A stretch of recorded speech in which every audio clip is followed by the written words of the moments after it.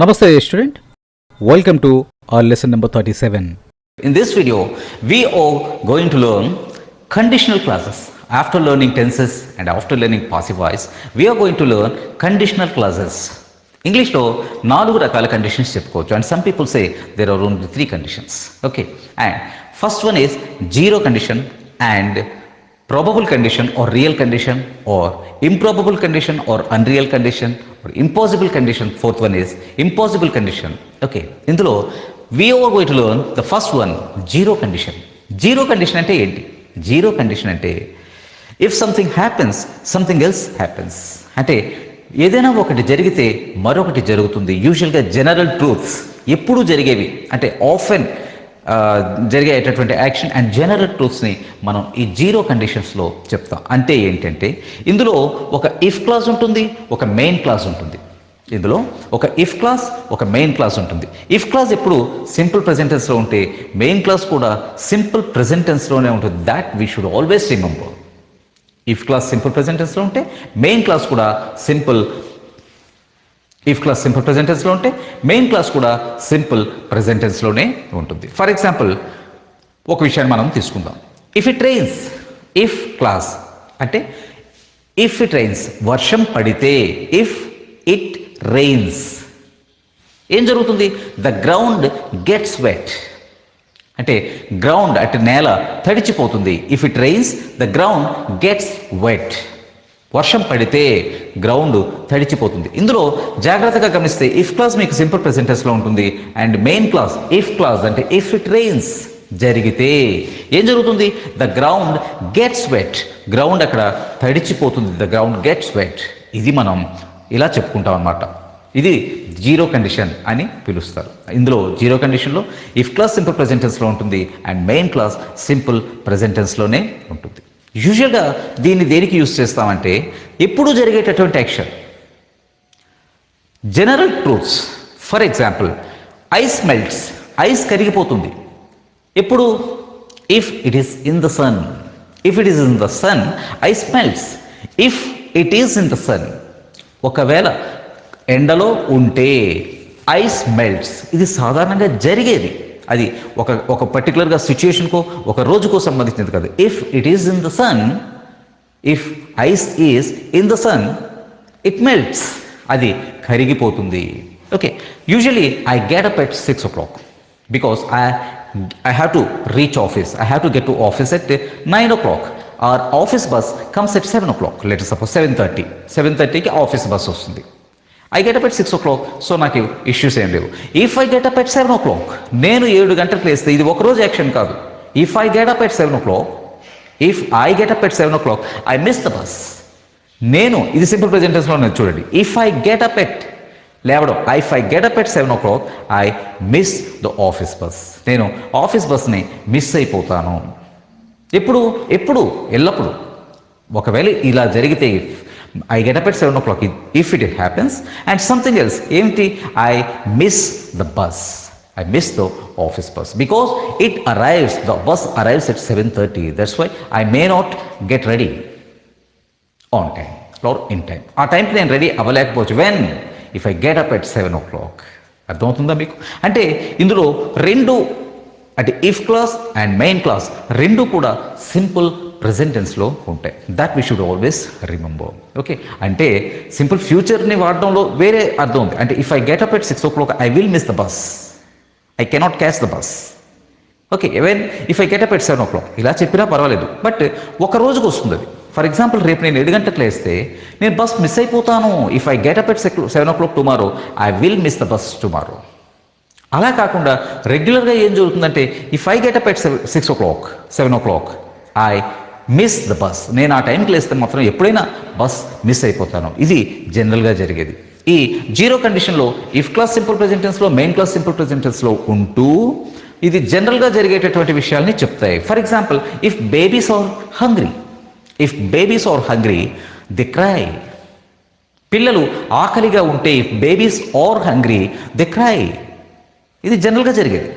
అటువంటప్పుడు యూజువల్గా simple present tense use చేస్తాం. If babies are hungry. చాలామందికి ఇక్కడ ఒక డౌట్ రావచ్చు, సార్ అమెజాన్లో కూడా సింపుల్ ప్రెజెంట్ టెన్స్ అయినా, అంటే రెయిన్ అంటే, ఈట్ అంటే, టచ్, ఇలా బైట్, ఇలా మాట్లాడతాం. ఇవి కదా simple present tense. Touch touch, bite bites, go goes, ఇది కదా సింపుల్ ప్రెజెంట్ టెన్స్. అమెజాన్లో సింపుల్ ప్రెజెంట్ టెన్స్ ఎలా అవుతాయంటే, అమెజాన్లో బీ ఫార్మ్స్ అయినా అవి సింపుల్ ప్రెజెంట్ టెన్స్గానే ట్రీట్ చేస్తాం. If babies are hungry, if I am late, if I'm late, if I'm late, our boss gets angry. చూడండి, ఇది సింపుల్ ప్రెజెంట్ టెన్స్లో ఉన్నట్టే. If I am late to office, నేను ఆఫీస్కి లేట్ అయితే అవర్ బాస్ గెట్స్ యాంగ్రీ, మా బాస్కి కోపం వచ్చేస్తుంది. If I am, if babies are hungry, ఇది కూడా simple present tense. Are, am, is, are simple present tense. వర్లు సింపుల్ పాస్ట్ అవుతుంది. ఓకే, అంటే ఇవి బీ ఫార్మ్స్ ఉండడం గురించి చెప్తాయి, కానీ మిగతావన్నీ కూడా రెయిన్ ఎలాగో రెయిన్స్ ఎలాగో, ఈట్ ఎలాగో ఈట్స్ ఎలాగో, టచ్ ఎలాగో టచ్ అలాగే అమెజాన్లు కూడా. If babies are hungry they cry, వాళ్ళకి ఆకలేస్తే వాళ్ళు ఏడుస్తారు. If I'm late our boss gets angry, ఆయనకి కోపం వస్తుంది. Okay, if you eat too much, నువ్వు ఎక్కువగా తింటే, if you eat too much you get fat, నీకు ఫ్యాట్ వచ్చేస్తుంది. If you eat too much you get fat, అంటే యు పుట్ ఆన్ వెయిట్, నీకు బరువు పెరిగిపోతావు. You put on weight if you eat too much, బాగా తింటే. ఇఫ్ వీ టచ్, ఏ సబ్జెక్ట్నైనా తీసుకోవచ్చు, simple present టెన్స్లో చూసుకో. ఇఫ్ వీ టచ్ ఫైర్, ఒకవేళ మనం ఫైర్ని ముట్టుకుంటే, if we touch fire we get burned, అంటే మనకు కాలుతుంది.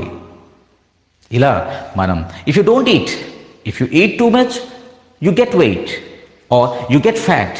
But if you don't eat, నెగిటివ్లో చెప్తున్నాం.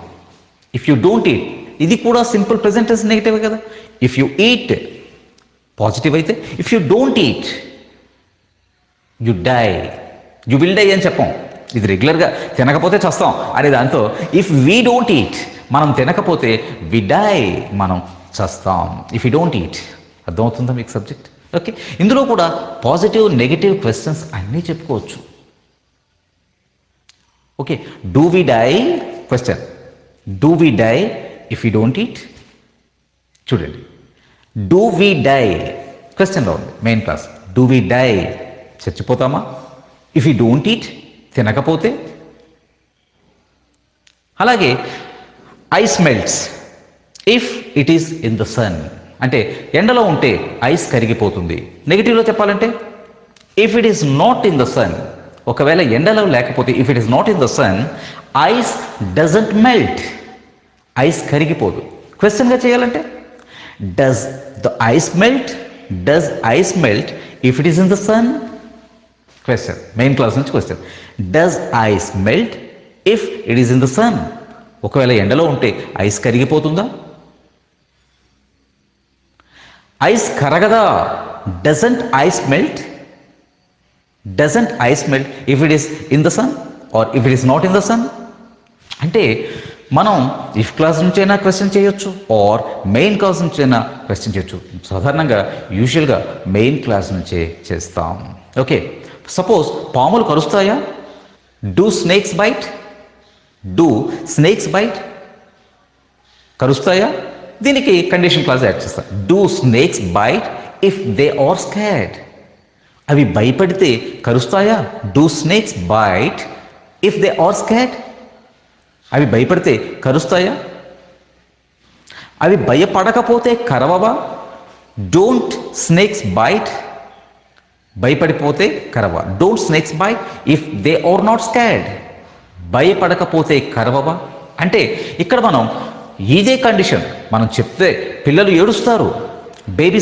Babies cry when they are if they are hungry. ఇక్కడ ఒక విషయం గుర్తుపెట్టుకోండి, ఇఫ్కి బదులుగా వెన్ కూడా యూస్ చేస్తారు దీంట్లో. ఈ జీరో కండిషన్స్లో ఇఫ్కి బదులుగా వెన్. ఇలాగే చూడండి, if babies are hungry they cry. The same sentence can be set in a different manner. ఎలాగా? When babies are hungry they cry. Okay, when the ice is in the sun it melts. If the ice is in the sun it melts. So ఈ zero కండిషన్లో if అయినా use చేయొచ్చు, when అయినా use చేయొచ్చు. Okay, so if అయినా అది subordinate clause అవుతుంది and main clause రెండు సింపుల్ ప్రెజెంట్ టెన్స్లోనే ఉంటాయి. Okay, don't be confused. మనం జీరో కండిషన్ నేర్చుకుంటున్నాం. ఇందులో simple present tense if clause ఉంటుంది, సింపుల్ ప్రెజెంట్లోనే మెయిన్ క్లాస్ కూడా ఉంటుంది. And at the same time పాజిటివ్లో చెప్పొచ్చు, నెగిటివ్లో చెప్పొచ్చు, క్వశ్చన్లో చెప్పొచ్చు, పాసివ్లో కూడా చెప్పొచ్చు. పాసివ్లో కూడా మనం ఇదే చెప్పొచ్చు. పాసివ్ అయినా సింపుల్ ప్రెజెంట్ టెన్స్ ఉంటుంది కదా. Okay, if she speaks like that, if she speaks like that, ఆమె ఇలాగే మాట్లాడితే, if she speaks like that she is beaten by her husband. చూడండి, ఇది రెండు. ఇఫ్ షీ స్పీక్స్ అనేది మనం యాక్టివ్ వాయిస్లో చెప్పాం. If she speaks like that, ఆమె అలాగే మాట్లాడితే, she is beaten up by her husband. She is beaten up, ఆమె దెబ్బలు తింటుంది. సో ఎప్పుడైనా చాలామంది ఏం చేస్తారంటే సింపుల్ ప్రెజెంట్ టెన్స్ అనగానే యాక్టివ్ వాయిస్నే తీసుకుంటారు. బట్ సింపుల్ ప్రెజెంట్లో కూడా పాసివ్ని కూడా ఇలాగే తీసుకోవచ్చు. ఇఫ్ షీ స్పీక్స్, ఇదే ఎగ్జాంపుల్ తీసుకోండి. ఇఫ్ షీ స్పీక్స్ యాక్టివ్లో ఉంది, ఆమె ఇది ఇఫ్ క్లాస్లో ఉంది. ఆమె ఇలాగే మాట్లాడితే, మెయిన్ క్లాస్ ఎలా చెప్తున్నాం? షీఈస్ బీటెన్ అప్, ఆమె దెబ్బలు తింటుంది.